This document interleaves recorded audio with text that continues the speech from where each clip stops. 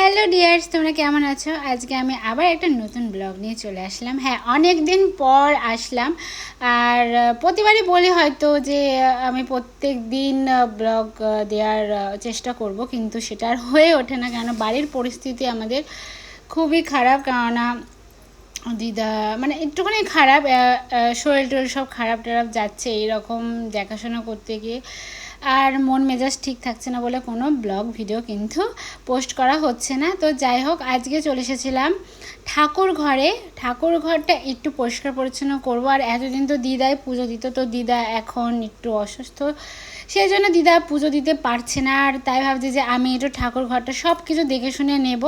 ওদের জামা কাপড়, গোপালদের জামা কাপড় টাপড় সব কিছু একটু পরিষ্কার পরিচ্ছন্ন করব। তো সেই জন্য আমি কিন্তু চলে এসেছি স্নান টান সেরে।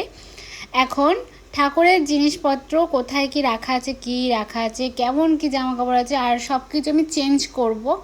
গোপালের ওইগুলো অনেক দিন ধরে পাতা রয়েছে জিনিসগুলো, তো সেইগুলো আমি চেঞ্জ করব বলে কিন্তু, কারণ ওগুলো কিন্তু দিদাই দেখে শুনে রাখতো। তো যেহেতু দিদা এখন পারছে না, সেহেতু আমি ভাবলাম একটু দেখে শুনে রাখি। তো বার করতে গিয়ে একটা জিনিস দেখে আমি পুরো অবাক, মানে এত, তা বলে মানে কোনো জিনিস নষ্ট হয়নি আর এত পরিমাণে জমে গেছে। তো তোমরা দেখলেই বুঝতে পারবে, আমি তোমাদের সাথে শেয়ার করছি। এই যে গোপালদের ড্রেস, এই যে কত ড্রেস জমে রয়েছে, দিদা শুধু বলে নেই নেই। আর ওদের তো সব সময় নিত্য নতুন কিনতেই থাকি আমরা। আর সত্যি বলতে এত জমে গেছে, মানে ওদের জিনিসগুলো যেহেতু নষ্ট হয় না বেশি, তো কিনতে কিনতে অনেক পরিমাণে জমে গেছে। তো তোমরা দেখো যে কত, আমি সব গোছাচ্ছি। আর আসনপত্র কিছু আমি বার করেছি, সেটা আমি দিয়ে মানে ওখানে পাতার জন্য একটা তুলবো, আর একটা পেতে রাখবো। আর এখানে মানে বক্সে জামা, অনেক জামা, অনেক অনেক। আর তারপরে দেখো আমি হচ্ছে এই যে সুন্দর করে পেতেছি। আর গোপালদেরও এখন স্নান টান করাতে হবে, তো করিয়ে আমি চলে এসেছি রান্নাঘরে পরিষ্কার পরিচ্ছন্ন করে। আর তারপরে এখানে চলে আসলাম আমি আর মা। এখানে রান্না বান্না হবে, এখন চিংড়ি মাছ বাছা হচ্ছে। আমি আর মা দুজনে গল্প করছে, চিংড়ি মাছ রান্না মানে রান্না না, সরি, ছাড়াচ্ছি খোসা। আর এদিকে কিন্তু বাবা নিয়ে এসেছিলো কাতলা মাছ, এদিকে এঁচোড় চিংড়ি হবে। আর চিংড়িগুলো ছাড়িয়ে এই যে ধুয়ে কিন্তু পরিষ্কার করে রাখা হয়ে গেছে। আর তারপরে আমি আর মা কিন্তু আজকে দুজনে একসাথে রান্না করছি। মানে যা প্রচণ্ড গরম পড়েছে, এই গরমে যদি একা হাতে কিছু করা যায় তাহলে সবারই মানে তার শরীরটা খারাপ হবে। আর এমনিও সবারই মোটামুটি শরীরটা খারাপ, সেই জন্য কিন্তু সমস্যা। তো আমি আর মা কিন্তু দুজন মিলে রান্না বান্না শুরু করে দিয়েছি।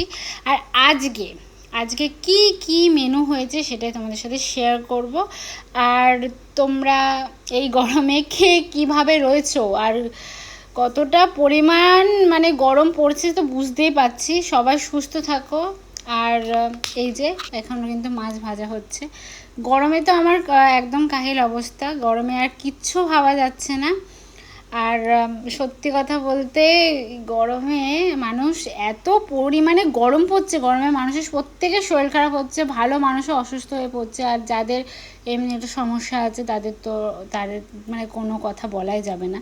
তো এখানে কিন্তু আমার মা দুজনে রান্না করছে, এখানে কিন্তু মাছ ভাজা কমপ্লিট। আর কি কি রান্না হয়েছে সেটা তোমাদের সাথে এখন শেয়ার করব। তো এই ভিডিওটা কিন্তু নর্মালি আমি পোস্ট করছি, তোমাদের কেমন লাগলো অবশ্যই আমাকে কমেন্টে জানিও। আর আমি সত্যি বলছি, প্রতিদিনই মানে প্রত্যেকটা ব্লগেই বলি যে আমি প্রতিদিন চেষ্টা করব, কিন্তু সেই চেষ্টাটা সত্যি বলছি আর হয়ে ওঠে না, সেই জন্যে পারা যায় না। আর এদিকে কিন্তু চিংড়ি মাছের মাথাগুলো রেখে দেওয়া হয়েছিল বড়া করার জন্য। এই সেই বড়ার মানে এখানে পেঁয়াজ, বেসম, চালের গুঁড়ি এগুলো দিয়ে কিন্তু রাখা আছে। তো এইটার বড়া খেতে খুবই ভালো লাগে। আর প্রচণ্ড যে মানে গরম পড়েছে, তাই সেই গরমের জন্য আমি একটুখানি শরবত বানিয়ে নিয়েছিলাম, মানে একটু ঠান্ডা ঠান্ডা খাবো সেই জন্য। আর এখানে কিন্তু এঁচোড় চিংড়ি ডান, মানে রান্না হয়ে গেছে। আর তারপরে কিন্তু ছিল মাছের ঝোল। আর এই দিকে ছিল কিন্তু মা মানে ভাজবে বড়া, তো সেই জন্য ভালো করে মা মেখে নিচ্ছিল। যেহেতু বড়াটা ভাজা হবে, গরম গরম ভাজা হলে বেশি ভালো লাগে। আর এই গরমে এই জিনিসটা না হলে কিন্তু একদম অসম্পূর্ণ খাবার। এই হচ্ছে পাতলা পাতলা আমের টক, মানে ঝোল ঝোল টক। আর এদিকে কিন্তু মাছটা রান্না হয়ে গেছে, আর মাছটা একটুখানি কষা কষা করা হয়েছে। মানে মাছ তো ভালো লাগবেও না গরমে, কিন্তু চলছে। আর এদিকে কিন্তু বড়া ভাজাটা হচ্ছে। তো তোমাদের কার কার আমার এই ভিডিওটা ভালো লাগলো অবশ্যই কমেন্ট করে জানিও। আর এই বড়া ভাজা কে কে খেয়েছে সেটাও অবশ্যই